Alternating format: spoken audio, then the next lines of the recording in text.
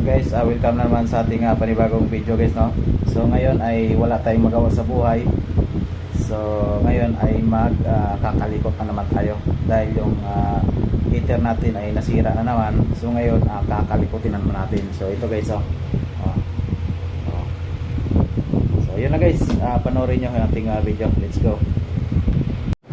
So ito na guys, no. So unang-una guys ay i-check muna natin yung kanyang upuan kung mayroon ba siyang continuity. So yun, mayroon nga siya, mayroon naman.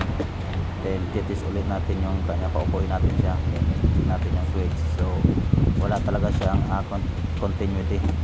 So malamang dito sa loob yung kanyang detect. So bubuksan natin to siya ngayon guys, no.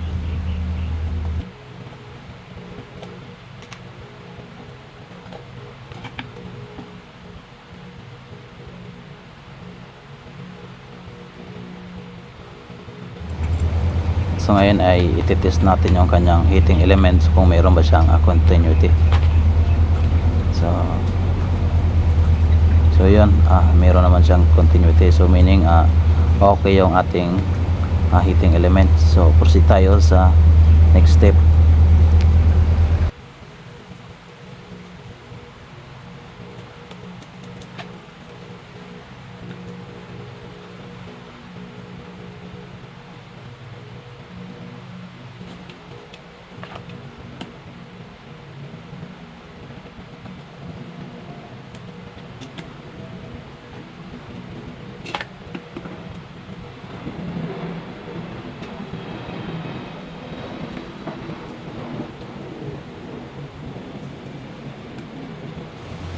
So ngayon guys, yung nakita nyo, ano na siya guys, no? Disalign na yung kanyang connection dahil nga yung kanyang plastic ay natunaw na. So ngayon ay pubunutin natin ito siya.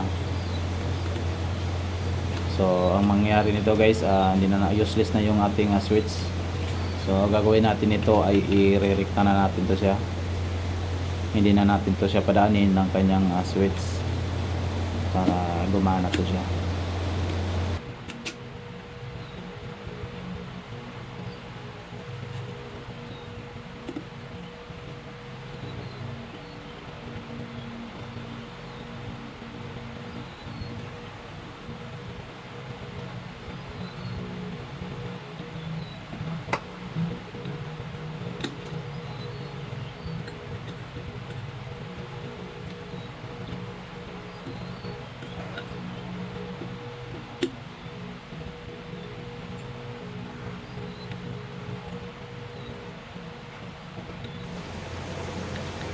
Then tong light indicator na wire, putulin natin din siya rin, no? Para kahit nakarekta na siya, mayroon pa rin tayong light indicator na ibig sabihin na may connection or may supply.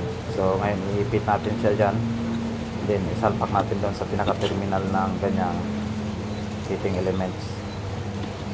So yun na guys, ganyan na yan. Ganyan lang kasimple. So mga basic lang to siya guys, no.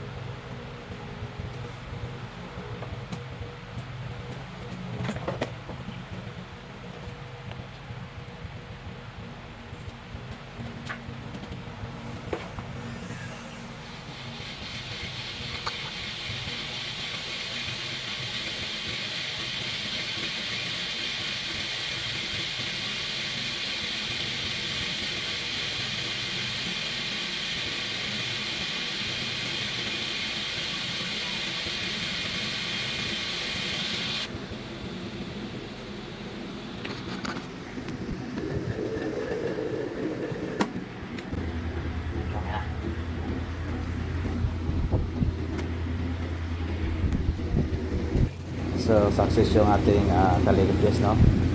So yun lang guys, maraming salamat sa inyong panonood. Thank you for watching.